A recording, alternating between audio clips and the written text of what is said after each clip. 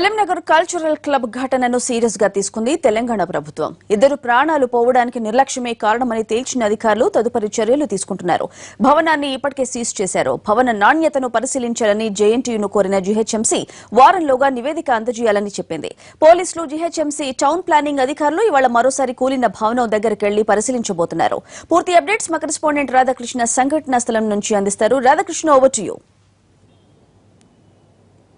స్వాతి, నిన్న Film Nagar cultural club లో portico కూలి ఇద్దరు చనిపోయిన సంఘటనపై తెలంగాణ ప్రభుత్వం చాలా సీరియస్ గా తీసుకుంది. ఈ సంఘటనకు సంబంధించి కూడా నాణ్యత లోపాలు ఇందులో చాలా స్పష్టంగా కనబడించారు కాబట్టి ఒక జేఎన్టీయూ ఇంజనీరింగ్ విభాగానికి వారం రోజుల్లో నివేదిక ఇవ్వాలంటూ కూడా ఒక ఆదేశాలు కూడా జారీ చేయడం జరిగింది. ఈ క్రమంలో ఇవాళ జేఎన్టీయూకి సంబంధించిన అధికారులు కొంతమంది ఇక్కడికి వచ్చి ఈ పోర్టికో నిర్మాణంలో ఎలాంటి నాణ్యతా ప్రమాణాలు వాళ్ళు పాటించారనేది కూడా ఒక రిపోర్టు సిద్ధం చేయబోతున్నారు. మరోవైపు నిన్న అర్ధరాత్రి జీహెచ్ఎంసీకి సంబంధించిన టౌన్ ప్లానింగ్ విభాగం అధికారులు ఇక్కడికి ఫిలింనగర్ కల్చరల్ క్లబ్ దగ్గరకు వచ్చి అక్కడ మెయిన్ గేట్ వద్ద సీజ్ చేయడం జరిగింది.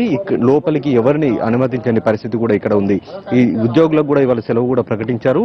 నాణ్యత ప్రమాణాలు వారం రోజుల పాటు జేఎన్టీయూ ఇంజనీరింగ్ విభాగం నిర్వహించిన తర్వాతనే లోపలికి అనుమతిస్తామన్నది ఒకవైపు చెప్పడం జరిగింది. మరొక వైపు ఈ మనం సంఘటనా స్థలంలో చూస్తే కూడా చాలా నాణ్యత అనేది ఎంత దారుణంగా ఉందనేది మనం చాలా స్పష్టంగా తెలుసుకోవచ్చు. ఏదైతే కాంక్రీట్ కంపెనీ ఇక్కడికి సరఫరా చేసిందో ఈ స్లాబ్ మెటీరియల్ కి సంబంధించిన వాటిని, అందులో చాలా తక్కువ స్థాయిలో సిమెంటు ఉన్నట్లు కూడా మనకు చాలా స్పష్టంగా తెలుస్తుంది. ఎందుకంటే నిన్ననే వేశారు పోర్టికో పైన మనం చూడొచ్చు. అది మొత్తం కూడా వైట్ కలర్ కి వచ్చింది. అంటే సిమెంట్ మొత్తం కూడా కొంత బూడిద కలర్ లో ఉండాల్సి ఉంటుంది, కానీ మొత్తం వైట్ కలర్ కి రావడం ద్వారా ఎంతవరకు వీళ్ళు నాణ్యత పాటించారనేది చాలా స్పష్టంగా మనకు తెలుస్తుంది. అలాగే కొన్ని పిల్లర్లలో మధ్యలో పైపులను వినియోగించడం ద్వారా కూడా ఎందుకు వినియోగించారనేది కూడా అది ఇంజనీరింగ్ విభాగానికి, జేఎన్టీకి సంబంధించిన ఇంజనీరింగ్ విభాగానికి ఎవరైతే ఈ భవనాన్ని నిర్మిస్తున్నారో వాళ్ళు వివరించాల్సి ఉంటుంది. అయితే ఇప్పటికే ఈ కాంట్రాక్టర్ తో పాటు సూపర్వైజర్ పరారీలో ఉన్న నేపథ్యంలో ఈ పోర్టికో నిర్మాణానికి సంబంధించి మరి ఫిలింనగర్ కల్చరల్ క్లబ్ సెంటర్ కు సంబంధించిన వాళ్ళు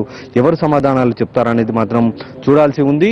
ఈ మొత్తం పోర్టికో భవనం కూడా ఎలాంటి అనుమతులు లేకుండా నిర్మిస్తున్నారు. గతంలో అసెంబ్లీ హౌస్ కమిటీ కూడా ఒక రిపోర్టు కూడా అందించడం జరిగింది. మొత్తం ఫిలింనగర్ కల్చరల్ క్లబ్ లో కొన్ని మాత్రమే అనుమతులు ఉన్నాయి, మిగతా అన్ని కూడా అనుమతులు లేకుండా నిర్మిస్తున్నారు. కాబట్టి వీటిపైన చర్యలు తీసుకోవాలని కూడా హౌస్ కమిటీ ఒక నివేదికను జారీ చేసింది. కానీ ఆ కమిటీ ఇచ్చిన నివేదికను ఎవరు పట్టించుకోలేదు, దాన్ని తుంగలు తొక్కడం జరిగింది. మరొక వైపు అధికారులకు లంచాలు ఇస్తూ ఇక్కడ పూర్తి స్థాయిలో ఒక పోర్టికో నిర్మాణం కొనసాగుతుంది. 2 అంతస్తుల్లో మనం చూస్తున్నాం కూడా, ఎదురుగా 2 అంతస్తుల్లో నిర్మిస్తున్నారంటే ఎందుకు ఇక్కడ ఉన్న అధికారులకు పట్టించుకోలేదనేది కూడా కొంత ప్రభుత్వం సీరియస్ గా ఉంది. నిన్న ఇక్కడికి వచ్చిన మంత్రితో పాటు మేయర్ కూడా అధికారులపై చాలా ఆగ్రహం వ్యక్తం చేయడం జరిగింది.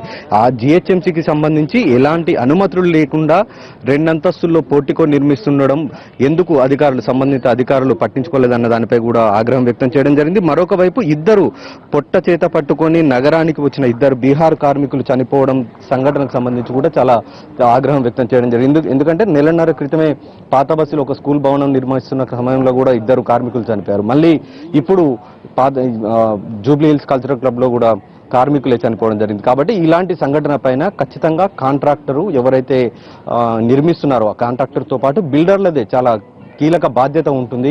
నిర్మాణాలను చాలా పటిష్టంగా నిర్మించాల్సి ఉంటుంది. కానీ తమ సులభాల కోసం చూసుకుంటూ కార్మికుల ప్రాణాలు పోతుండడం దానిపైన కూడా ఇటు ప్రభుత్వం ఆగ్రహం వ్యక్తం చేయడం జరిగింది. మొత్తానికి ఈ సంఘటన పైన జేఎన్టీయూ అధికారులు ఇవాళ మరొకసారి ఇక్కడికి రాబోతున్నారు. జిహెచ్ఎంసీ సిబ్బంది కూడా ఇక్కడికి వచ్చి మొత్తం నాణ్యతా ప్రమాణాల పైన విచారించనున్నారు. ఇతర భవనాలకు సంబంధించిన నిర్మాణంలో కూడా వాటికి సంబంధించిన నాణ్యతా ప్రమాణాలను కూడా అక్కడ కూడా ఒక పరిశోధన చేసిన తర్వాత ఒక నివేదికను అందజేయనున్నది జేఎన్టీయూ ఇంజనీరింగ్ విభాగం.